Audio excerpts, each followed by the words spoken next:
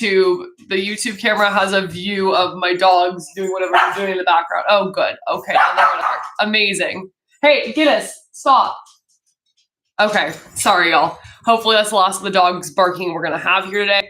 Yeah, it's been weird. We haven't done a U.S. Women's National Team thing in a very long time. We've had no real action. So if you're new here, I'm on TikTok. I'm also on YouTube. So, you know, if my eyes start darting, it's because I'm both places. I know, good to see you all. So we'll see what this team looks like for now. We haven't played Portugal since, of course, the World Cup of 2023. I think we all remember how that went, where everybody kind of crashed out. I'm curious what this is going to look like from Portugal's perspective as well. I don't expect they're going to park the bus the same way they would have. Oh, Bramblewood, my favorite gift. Thank you. Always good to see you. This is a revenge game for me. I think that's probably fair. Like, let's go and just like show not just Portugal, but the whole world that we are in a very different state. Long time no U.S. Women's National Team. It's got a good ring to it. I like that one over on YouTube. Oh, hey, Aurelia, how's it going? All right, good to see so many of you. I know it's been a while. Again, if you missed the starting lineup, PTJ in goal, Avery Patterson on the left, I think is something to watch. We are trying that out again. Up top, you've got Michelle Cooper, Alyssa Thompson, and Kat Macario. I think that is who Emma views as her best available starting, lineup in general, but especially up top. I think if Trinity Rodman had been healthy, she would have been starting in the place of Michelle Cooper. So that's, kind of just the general thoughts. Let's see. I think the experiment is over now. No, I think because you got to back up. I know it seems like the World Cup is quite a ways away. It really isn't, right? Especially when you think about qualifying, because we're not auto-qualified for 2027. Sometimes it feels like it, but we do have a qualification period. So we really have to start cementing people in. NJ's going to see them in Orlando. Nice. Happy Fox is okay. Arsenal's stressing me out lately. Arsenal's, been big time stressing me out. It's not been great. There's a midfield problem there. Aurelia, I see you over on YouTube as well. Got tickets for the game in Kansas City. That should be a super fun one. But yeah, this is a good group. I think today, I do think they're going to just try to, punch it to Portugal a little bit. So, I think our second group will also punch it to Portugal on the next one. Oh, my ceiling. You mean my ceiling is fire? I thought you meant like that ceiling, like with the players. But thank you. Yeah, I moved, if you hadn't noticed that from the backgrounds in my videos. But so now the ceiling is very cool. So let's see. We started am I coming to Orlando in November? I'm not planning to, no. That friendly week is usually like that international break coincides with a bunch of work stuff that I have. So that one, I know Sweden plays tomorrow. I'm nervous because it's the start of the Gustafsson era, and people are like, I was messaging with somebody the other day that was like, "Oh, Sweden's future is bright," and I was like, "Is it?" I'm nervous about it. So anyway, we will see who's going to win the NWSL championship. I mean, Kansas City's playing quite well. That's kind of hard to deny. I like what Gotham has been cooking up generally. I think Gotham is kind of hitting stride at the right time. And for Spirit, I think it really just depends on when Trent gets back. So we'll see. What I think the game plan is tonight, I think, it depends on Tembo's injury. I think that's fair. Let's see. What I think the game plan is tonight. I think we're going full out. And I think it'll depend a little bit. I'll be curious more. Oh, thank you, Chaos, for joining the fan club, which I don't think costs you anything. I think you can just press the heart. I don't know. But either way, thanks for joining. You didn't get the notification for the live. I'm sorry. I don't know. I don't know what's up with that. So I don't know what Portugal's going to do is, I guess, the question. Because obviously when we faced them in 2023, they played that low block. I think that they're trying to move away from that. It's a friendly. I don't think it benefits them to, because they're going to go into World Cup qualification too, right? Pretty quick. And I don't think playing that low block is necessarily something that's going to benefit them. Maybe it is. I don't know. So we'll see.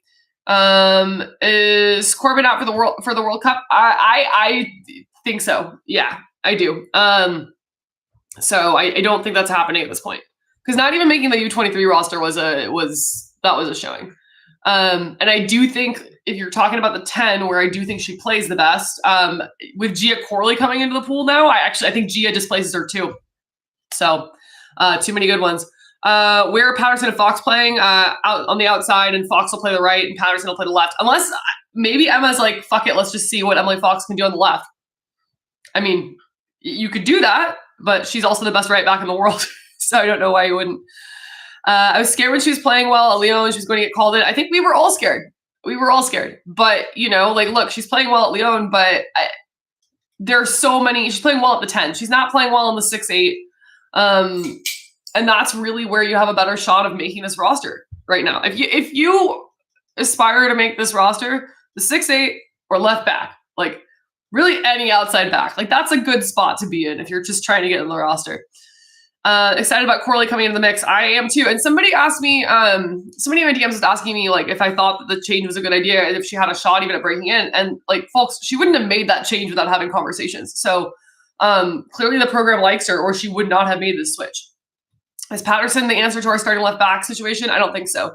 Totally off topic. Where can we watch Sweden tomorrow? I do not know, but I will double check that. Because I will often just get on a VPN and usually like SVT2 or something in Sweden you can watch. But although I think I saw recently that they were moving the women off of the free broadcast, so I got to double check. Who do I think Emma will call up from the U23s for the next games? I got no idea. Because she's not even saying it's going to be like a position thing. So who knows? I don't know who's going to earn that, but we'll see. Maybe Maddie Darlene decides to play left back. Finally. So anyway, we will see. Going back to the Avery Patterson left back thing, she's a good right back. I didn't think that she was particularly outstanding at left back here. So but she's so good even on the right, like trying to make her work on the left is worth it. I wish Howell would get another call up. I do too. I think she's been great. But sometimes people are just on the outside of these pools looking in and you don't know really how close they are to the pool or not, right? Like with, obviously with Lowe, we didn't realize that she was like right there and now she's back in it again. But I think calling Lowe in also tells you something about where they view Howell, where they view Hal Hirschfeld, like these other players that play that 6 or 8, for whatever reason, the program is not as high on. So, and whether that's fair or not, I don't know. Surprised Izzy wasn't called in. She's a natural lefty, I think. Yeah, I thought she did well enough to merit another look. I mean, Abello really was the one for me that I think did well enough to merit another look, and then she was injured, at the end of that last camp, so we didn't really get that second look. So a little surprised not to see her here, but maybe we're just really committed again to Avery Patterson trying to make her work on the other side. So where can we watch the match in the US? Are you talking about this one? This one is on like TNT, TBS, True TV. I think it's on like 5 different channels. HBO Max, I think you can watch it in Spanish on there maybe. You just turn it on. It's one of the TNT, TBS's combos. I just can't remember which one off the top of my head. Sorry. Who do you think are our best options for left back? Dunn is out for me. And Obi is not for a senior player. Yeah. So yeah, Dunn I think is in trouble just because they want to work her back in, but if she's not getting club minutes, she's not getting club minutes, and I don't know why she's not getting club minutes. Right? That's a team she should be able to get club minutes on right now. Let's put it that way. So maybe there's been a drop off in form, and that's causing a problem. I don't know. Right? But I think, Lily Reel's been fine. I'm okay with that. I liked Abello there. My best take is still that Maddie Darlene should learn to play left back. I really think so. Do you think Taylor Flint will ever get another call up? Same deal when we're talking about that 6-8 and what we learned from Lola Bonta getting called in again. You're down further than her on this depth chart, even accounting for, what I think is suboptimal age. I guess is not a kind way to put it, but kind of an accurate way to put it. So it's interesting, right? Because you didn't have to call in Low. You could have called in any of those other players who are having a good season. So I think they're in trouble. Peacock for Spanish, if I recall. Yeah, I think that might be right. What about Fischl? Okay, because as I say, he's the Fisher. I was like, but Fischl, not getting consistent minutes for Seattle really either. Just not quite back in the swing of things. And I like her a lot. I think she was really like hitting stride when she got injured. But it can just take a while to come back from these things, and sometimes you just mistime your window with a national team. So I don't know.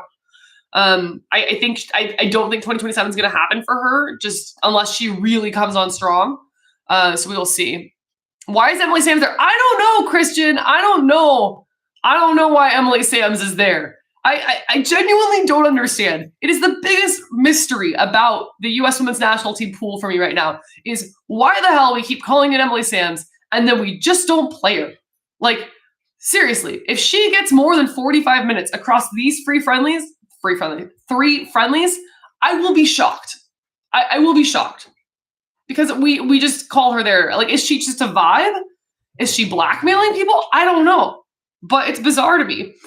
Okay, over on YouTube, bummed. I wanted to see a bit more of Meza. Yeah, I think a lot of us would have liked to see that. But, you know, injuries happen, I guess. They're walking out. Okay, do you think the current U.S. Women's National Team could beat England or Spain? Yes. I think, yes. Like, I don't want to say easily, but I think consistently could beat them. All right, y'all. So if you are new here, then here's the deal. I don't stay live during the match because I'm not polite as I watch it. So I will see you all here at halftime. I'll see you all here post-match. Let's fucking go. See y'all at half on YouTube.